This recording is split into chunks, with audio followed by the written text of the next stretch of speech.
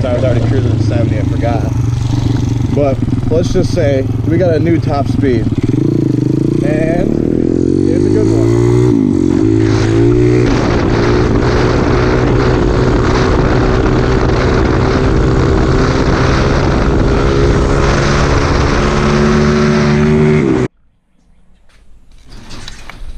What the hell?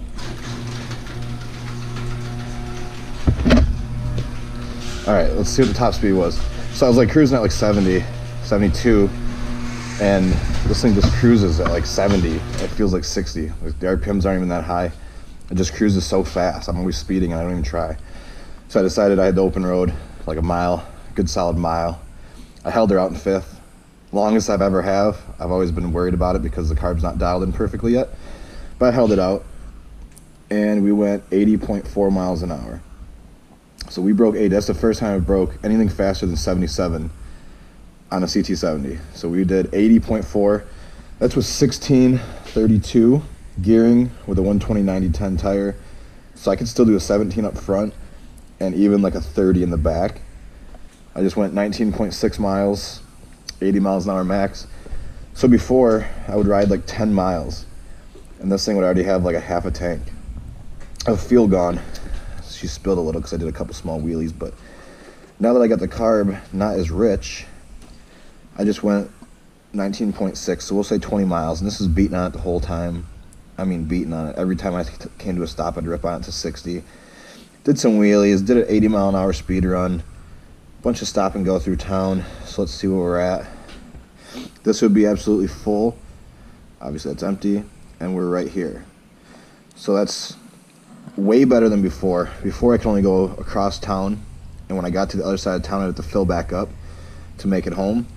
I filled up here before I left, and I come home with a half tank left after 20 miles of beating on it. So say 40 miles to a tank, driving it like a dickhead, probably 60 miles to the tank, driving it nice, the way I look at it. But okay, so I finally got a Z50 frame. It's a 74. So basically this is the start. This is gonna have a title. It's gonna be on the street. So pick this up. I need to get the side cover bushings are pretty shot. Basically I'm just gonna wire brush and sand the whole frame. I was gonna get it powder coated like I did this, but it just took so long and I wanna get this done quick. So it'll probably be the same kind of deal where I'm just gonna clean it up, hit it with some paint, get it put together, get it done, and then in the wintertime, if I'm bored like I was with this, I'll take it in to get powder coated while everything's torn apart and I can't ride anything. Because these things are so much easier to tear apart and work on than these, because there's nothing inside the frame. So my plan is just kind of hit it with a wire wheel, get the surface rust off of it, hit it with some black paint, and then start putting it together. This is getting 140, this is getting 140. This baby still rips like a motherfucker with a 212. And that's it. New swing arm bushings right here, but I'm gonna try to get the stock ones out. I'm not really gonna try too hard because I don't want to ruin the powder coating on it by like heating it up and doing all that stuff. If I can get them out, I'll put these in, but I'm still gonna order a new swing arm for it. I kind of want like a 2-inch extension, cool looking one, hopefully black. We'll see, but I'm still gonna try to get these in. I'm not gonna try really hard because I heard it's a pain in the ass, and then I don't really feel like torching it to heat it up with the powder coat, blah blah blah. But we'll see what we can do. All right, so I was just starting to tear the swing arm off the CT70, and then spur of the moment, bike popped up for sale, and I'm gonna go pick it up. So once I get there, show you what it is. I don't know what year it is for sure. It's either late 70s or early 80s, but it's pretty cool. So we're gonna go pick that baby up right now. All right, I picked it up. It runs sort of, but it doesn't have a whole lot of compression, so I think the valves are either stuck open and needs a valve adjustment, or it's just a really tired motor. But it kind of runs, but it doesn't really have enough power. You can kind of putz around in first gear, but you can't really go into second or anything because it just doesn't have the power. And when you kick it over, it has like hardly any compression. So I'm gonna dig into it and see if I can get the original motor to run halfway decent. If not, I'm not gonna do an 88 kit or nothing on it. For the price of that, I can just do a 140. So if I can't get it to run good and have fun on it for the time being, then I'll just order a 140 for it. But I don't know if you'll be able to see it.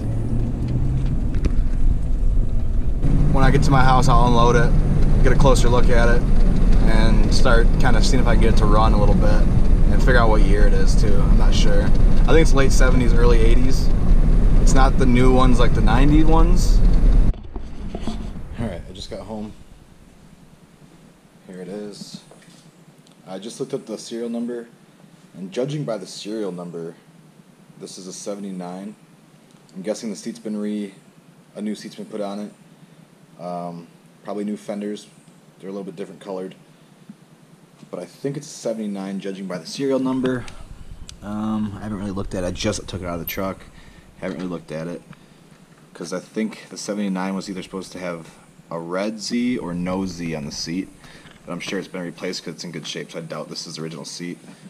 Fenders are plastic. A little cracked. Tank's probably, I don't know if the tank's a different tank or not. It's pretty clean inside. I'm wondering if this has been replaced.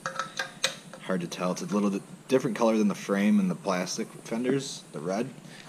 So, not sure if that's original or not, but so we'll just see if we can even get it to pop over.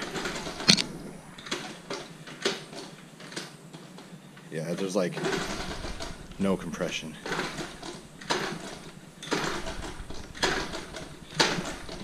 I just want to hear it pop over once before I start digging into it.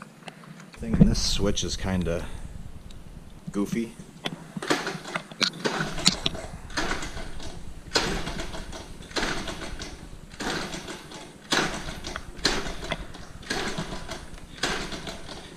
Okay, so with this on off or off, so right now it's on off.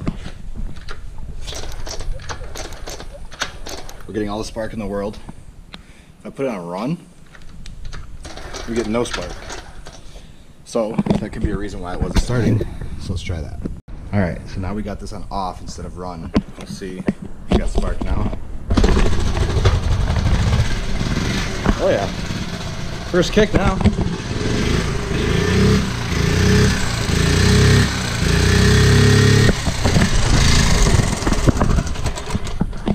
So as soon as we choke on guy, let's start the first kick now that she gets sparked.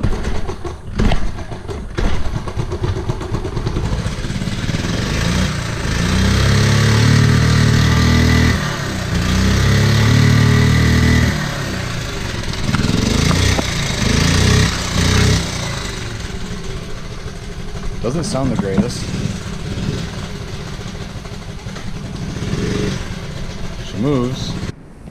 But yeah, I wasn't planning on buying this today. It just kind of popped up last second.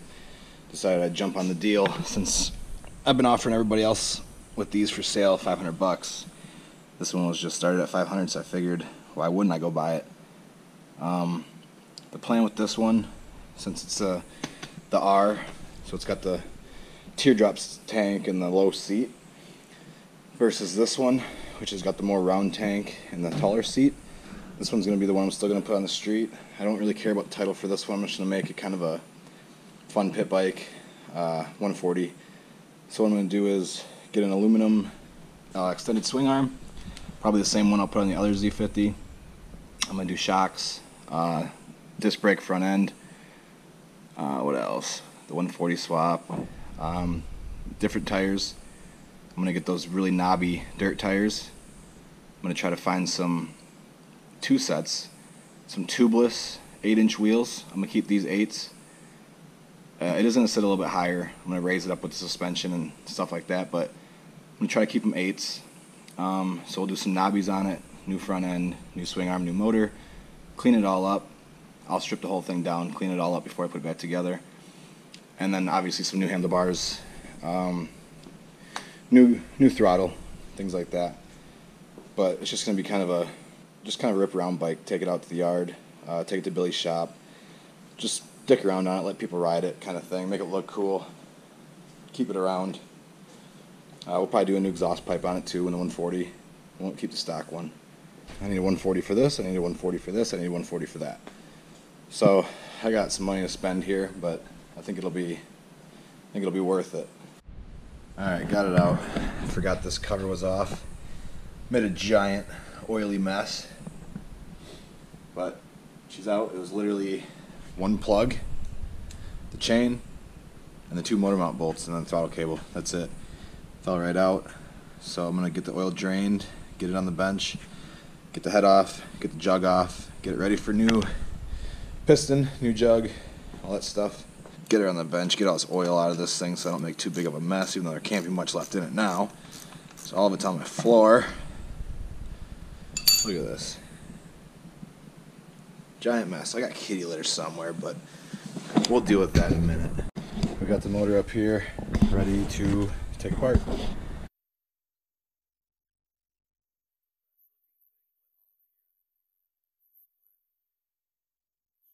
Alright, new discovery. When I pulled the jug off, those are piston rings. They literally just fell out in pieces, which is never good. She's worn. So we'll get the piston out and then get a new jug. The jug, cylinder wall looks fine. All the gaskets were trash though. Alright, got the piston off. Super easy. Some wear on it. You can feel it pretty good with your fingernail. Top of it. This thing sounded so terrible running was because it had a broken piston ring. That would explain no compression. So yeah, we'll get a rebuild going. See if we can get this 50 running strong.